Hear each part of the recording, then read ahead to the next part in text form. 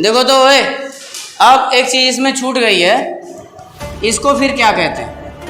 ये और ये नाम तो बता दिए ना। अब जो सरफेस के साथ रे एंगल बनाती है, किसके साथ? सरफेस के साथ। यहाँ भी बन रहा है, यहाँ भी बन रहा है, इसको बोलते हैं ग्लांस एंगल। क्या बोलते हैं? Glance angle. ग्लास नहीं है, क्या है? ग्लांस। ध्यान देना। अब थोड़ा मिरर से रिलेटेड टर्म्स को समझ लेते हैं। अब जैसे मान लो दो तरह के मिरर हमने बताए थे, एक होता है कनकेव बताए थे, और दूसरा क्या बताए थे? कन्वेक्स। ये हमने बताया था।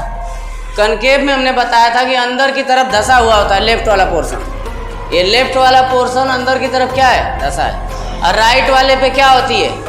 कलई होती है, पॉलिश होती है, रंगा हुआ होता है। तो राइट वाला पोर्शन रंग दिए, लेफ्ट वाले को देख करके नाम रखा जाता है। इसका लेफ्ट वाला क्या है बताओ? धंसा है तो अवतल बोलोगे, माने कनकेव। और इसका राइट लेफ्ट वाला पोर्शन क्या है? उभरा है ना बाहर की तरफ, तो उठा हुआ तल यानी उत्तल, कन्वेक्स बोलोगे। क्लियर है?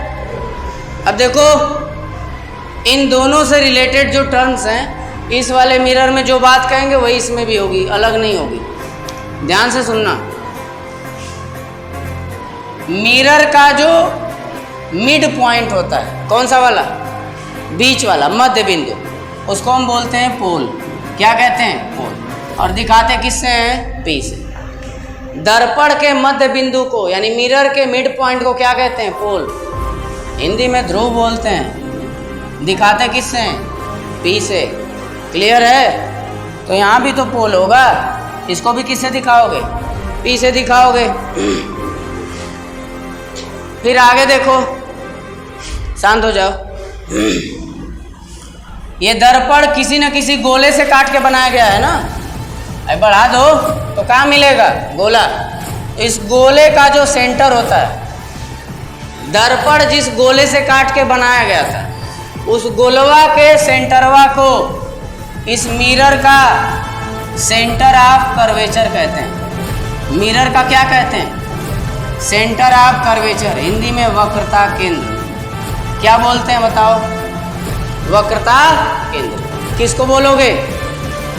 मिरर जिस गोले से काट के बनाया गया, उसके सेंटर को मिरर का क्या कहेंगे?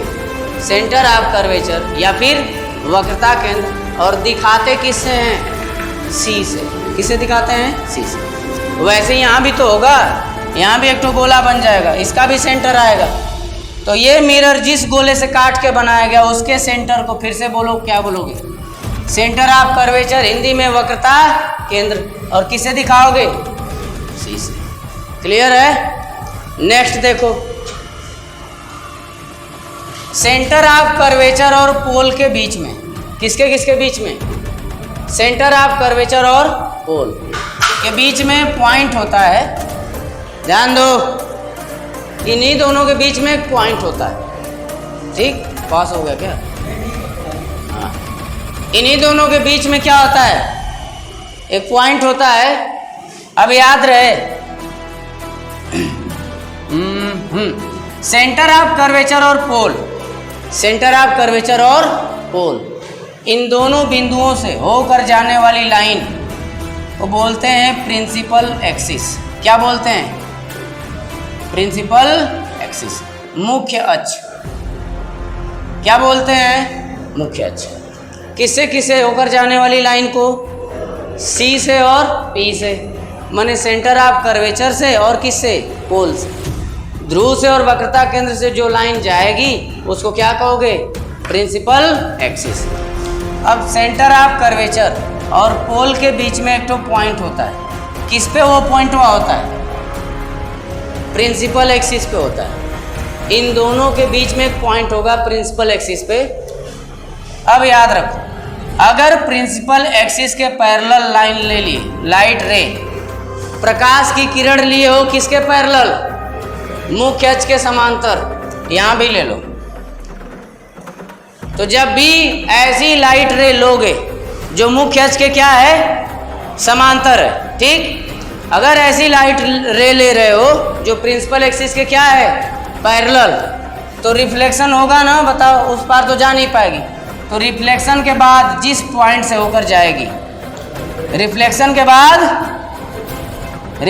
के बाद जिस पॉइंट से होकर जाएगी या जाती हुई प्रतीत होगी, जिस पॉइंट से होकर जाएगी या जाती हुई प्रतीत होगी,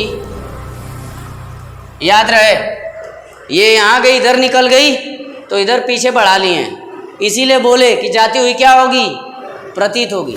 और यहाँ तो सचमुच में जा रही है ना, तो मुख्य अक्ष के समांतर लाइट रे ले लो, इसमें या इसमें, किसी में भी ले लो, रिफ्लेक्शन दोनों का होगा। ये इधर चली गई, ये इधर आ गई, तो ये वास्तव में जाएगी और ये जाती हुई प्रतीत होगी। तो मुख्य अक्ष के समांतर प्रकाश की किरण हमने ली, परावर्तन के बाद यानी रिफ्लेक्शन के बाद वो जिस बिंदु से वास्तव में जाएगी या जाती हुई प्रतीत होगी, उसी बिंदु को बोलते हैं मुख्य फोकस। क्या बोलते हैं, मुख्य फोकस, मेन फोकस।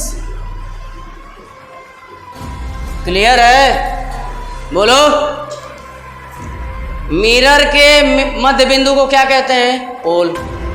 ठीक, अब मिरर जिस गोले से काट के बनाया गया उसके सेंटर को क्या कहेंगे, सेंटर ऑफ कर्वेचर।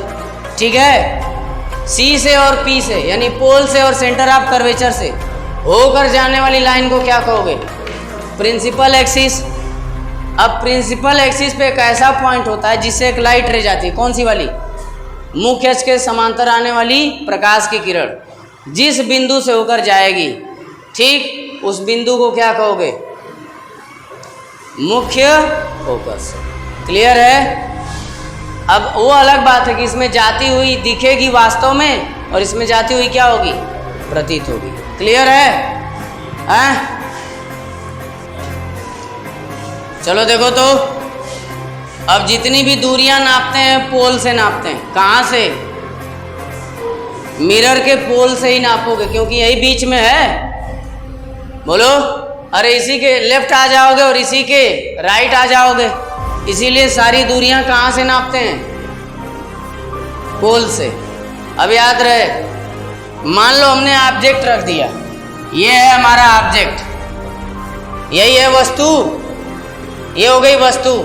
तो वस्तु यहाँ पे है, तो अब यहाँ से लगाए पोल तक की दूरी, यानी पोल से लगाए वस्तु तक की दूरी को क्या कहते हैं, वस्तु की ध्रुव से दूरी। दिखाते किससे हैं,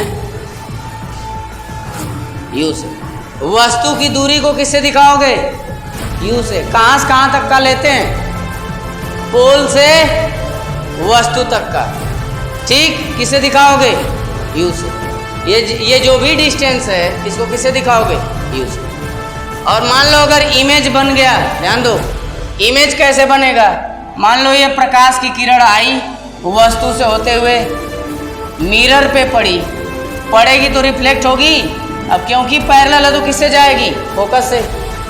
और एक ठो आगे पढ़ाएंगे, एक ठो सेंटर ऑफ कर्वेचर से जो जाती है, जैसे जाती है वैसे ही वापस लौट जाती है, तो 10 में भी पढ़े हो। तो दोनों किरणें जहाँ एक दूसरे को काटती हैं, दोनों किरणें जहाँ पे एक दूसरे को क्या करती हैं, काटती हैं, उसी पॉइंट पे बनता है इमेज। क्या बनता है, इमेज। इमेज मने प्रतिबिंब, इमेज मने प्रतिबिंब, ऑब्जेक्ट मने वस्तु या बिंब दोनों बोल सकते हो। ऑब्जेक्ट मने वस्तु भी बोल सकते हो, बिंब भी बोल सकते हो। इमेज मने प्रतिबिंब। ये हो गई वस्तु, ये हो गई वस्तु से आने वाली किरण, टकराई, रिफ्लेक्ट हो गई। वस्तु से आने वाली किरण टकराई, रिफ्लेक्ट हो गई। पैरेलल थी, फोकस से गई।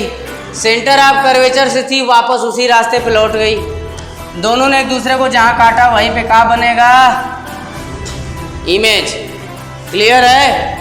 इमेजवा यहाँ बना, तो अब इमेज से ध्रुव तक की दूरी ये देख रहे हो, बोलो। पोल से इमेज तक की दूरी को किससे दिखाते हैं, दूरिया को किससे दिखाएंगे? बी से। कहाँ से कहाँ? पोल से इमेज किससे दिखाओगे? इसको बोलते हैं प्रतिबिंब की दूरी। किसकी दूरी? अब देखो स्मॉल एफ से किसको दिखाते हैं? ये मेन फोकस है, पोल से फोकस की दूरी। पोल और किसके बीच का? याद रहे, पोल और फोकस के बीच का जो डिस्टेंस है किसे दिखाते हैं? छोटे एफ से, स्मॉल एफ से। अब बड़का एफ से किसको दिखाते हैं? इस पॉइंटवा को बस, यानी मुख्य फोकस को किससे दिखाते हैं? कैपिटल एफ से। अब फोकस दूरिया को किससे दिखाते हैं? स्मॉल एफ से। समझ में आया? और ये दूरी कहाँ से कहाँ तक की है? पोल से मुख्य फोकस तक की दूरी को क्या कहते हैं? फोकस दूरी, अंग्रेजी में फोकल लेंथ। ठीक है, अब देखो तो यहाँ से कुछ हाइट है ऑब्जेक्ट की और यहाँ से कुछ इमेज की ऑब्जेक्ट हाइट है। इस हाइटिया को किससे दिखाते हैं? ओ से। क्योंकि वस्तु है तो वस्तु से ओ चुरा लो, ऑब्जेक्ट से क्या निकालोगे? ओ। इसीलिए वस्तु की हाइट को किससे दिखाते हैं? ओ से। और ये इमेज है, इमेज से आई चुरा लेते हैं। इमेज की हाइट को किससे दिखाते हैं? आई से। एवरीथिंग क्लियर है?